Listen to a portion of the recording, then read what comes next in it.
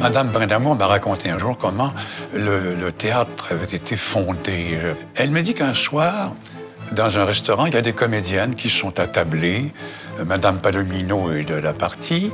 Et ces comédiennes se plaignent amèrement de ne faire que de la radio, ce qui était vrai à l'époque. Hein. Et cher Mecha Palomino, qui avait toujours la solution, a dit « Écoutez les filles, c'est très simple, cessez de vous plaindre et agissez. » Et Madame Brindamour m'a toujours dit, c'est la phrase qui a été le déclencheur.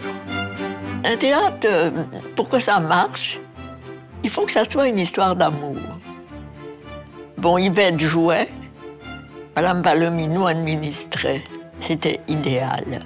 C'était quand même quelque chose à cette époque où vraiment il n'y avait rien. Enfin, presque rien. Le Rideau Vert jouait surtout du théâtre léger, ce qu'on appelait à l'époque les pièces de boulevard. Mais il faut se rappeler ce qu'étaient ces années fin 40. Les auteurs québécois n'étaient pas nés, tout simplement. Et pour les acteurs, il n'y avait qu'une référence, c'était Paris. Le répertoire a évolué, je dirais, avec la société. On allait plus loin, on cherchait davantage. Il y a eu un grand moment dans l'histoire du Rideau Vert, ça a été La Reine morte d'Henri de Monterland. La Reine morte, c'était magnifique. Yvette, qui était très, très bonne, et Gérard Parier, qui était tellement beau, tellement beau.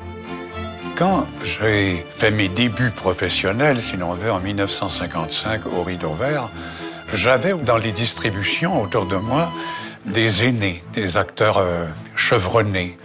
Et j'observais ces gens-là quand j'étais en coulisses et qu'eux étaient en scène. J'ai tout appris au Rideau Vert. Ça a été mon conservatoire, mon école.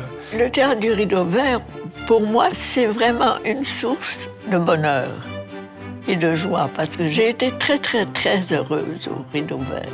J'ai eu des très, très beaux rôles. Il y a un auteur qui a fini par prendre sa place au Rideau Vert, c'est Anton Tchekhov. Et d'une façon spectaculaire. C'est beau, le Tchekhov. Les personnages sont incroyables.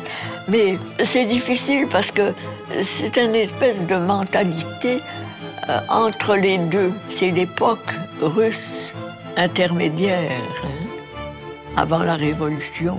Tchekhov a compris ce que son peuple devenait. Et c'est ce qu'il nous raconte beaucoup dans ses pièces, surtout La Cerisay, qui est une pièce d'une importance capitale. À mon avis, c'est sa meilleure pièce, celle qui résume toutes les autres.